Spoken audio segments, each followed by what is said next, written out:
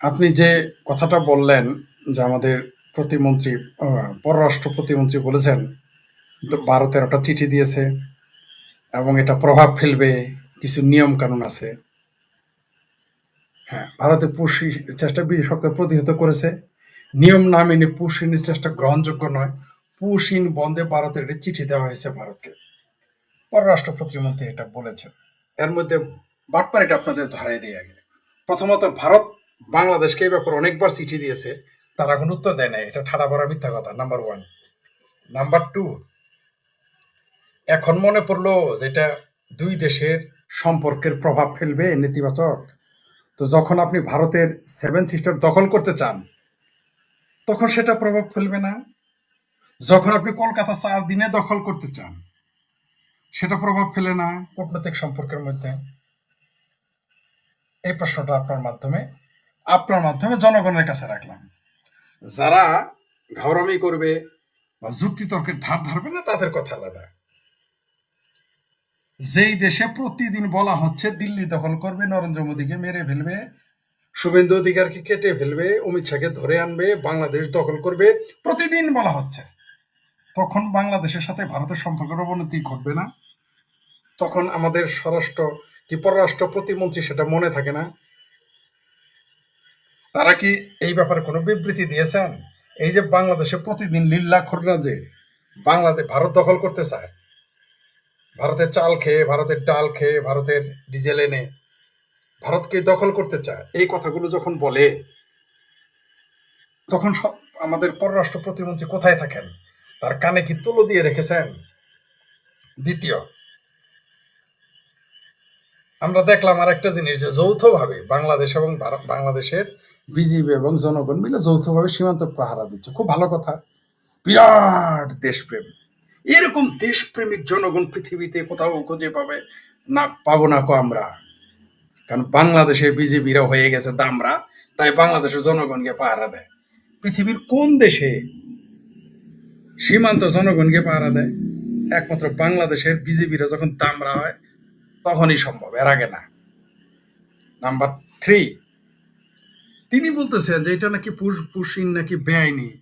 তাহলে 12 থেকে 13 লক্ষ রোহিঙ্গা যখন ঢুকাই দিছে তখন এই বিএনপির নেতারা কোথায় ছিল?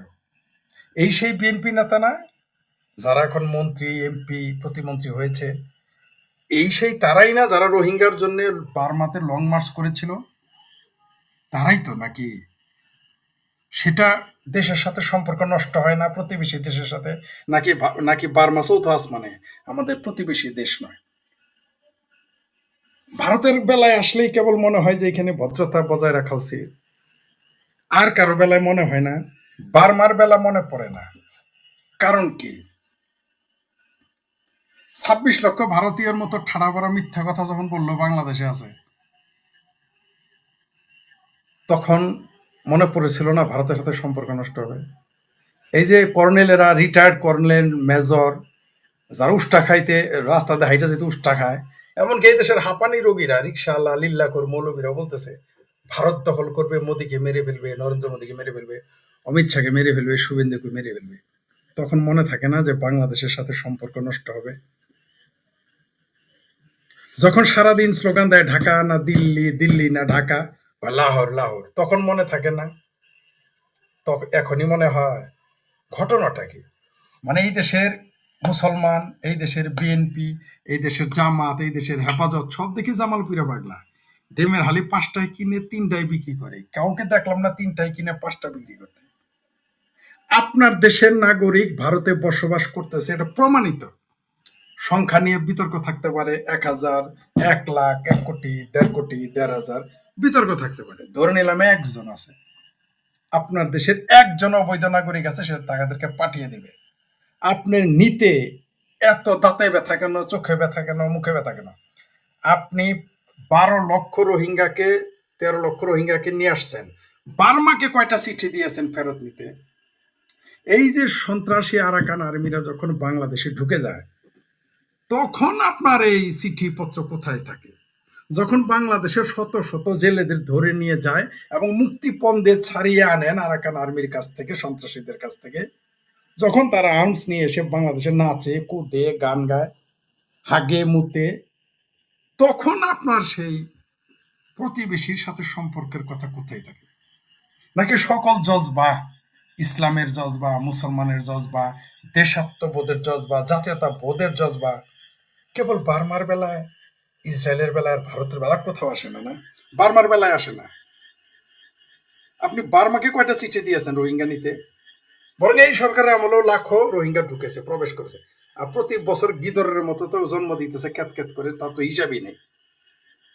তখন ওগুলোর কথা মনে থাকে না, শুধু ভারতের বেলায়।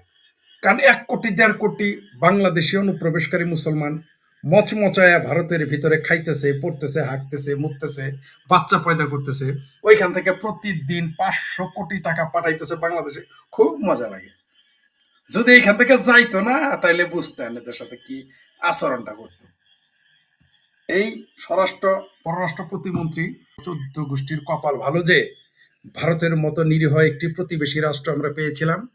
নইলে ওই মুর্শিদাবাদের বাবরের রুহানি আওলাদ হুমায়ুন কবির, যিনি তৃণমূল থেকে কংগ্রেস, কংগ্রেস থেকে তৃণমূল, তারপরে কি আমজনতা নামে বোধহয় একটা পার্টি করেছে সম্ভবত, তার ভাষায় যদি বলি সেটা ভাঙ্গা মায়ের দিত।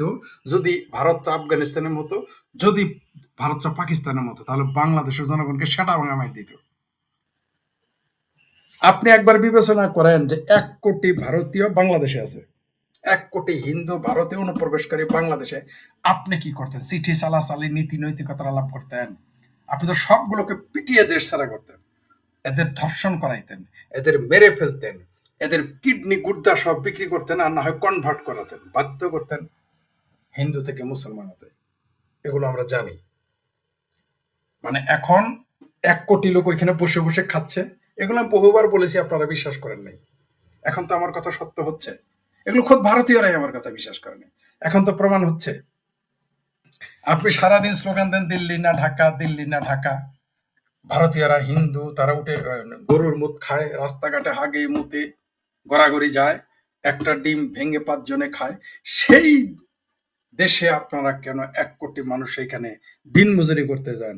সেইখানে কেন 1 কোটি মানুষ আপনারা কেন সেইখানে আপনারা কাজের বুয়া হিসেবে যান? লজ্জা করে না? ভারত সভ্য দেশ বলে বলেছে যে তারা কোনো মামলা করবে না, এদের নিয়ে যান, যেতে দেন। যখন আমেরিকা পায়ে শিকল পরিয়ে, বিমানে চড়িয়ে, ঘাড় ধরে ঘুরিয়ে বাংলাদেশের শাহজালাল বিমানবন্দরে পাঠাইলো বাংলাদেশের জনগণ, বাংলাদেশের নাগরিকদের, তখন ইউনূস কোথায় ছিলেন? নাটোরে বনলতা সেন। তখন মনে পড়ে নাই আমেরিকাকে একটা চিঠি দিতেন? এটা তো কি নিয়ম, শিকল পরিয়ে আপনি পাঠালেন?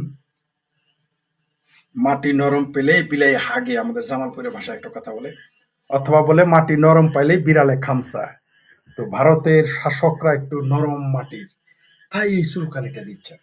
ভারতের শাসকেরা যদি আফগানিস্তানের মতো অ্যাগ্রেসিভ হতো, পাকিস্তানের মতো বর্বর হয় না হতো, ইরানের মতো পিশাচ হতো, তাহলে আপনি এই কথা বলতে পারতেন না। আপনার নাগরিক পাকিস্তান থেকে যখন পাকিস্তানিদের ঘেঁটি ধরে বিদায় করতেছে, কেউ তো প্রতিবাদ করে নাই। বাংলাদেশিদের যখন মধ্যপ্রাচ্য থেকে বের করে দেয়, মালয়েশিয়া থেকে বের করে দেয়, তখন তো আপনি প্রতিবাদ করতে পারেন নাই।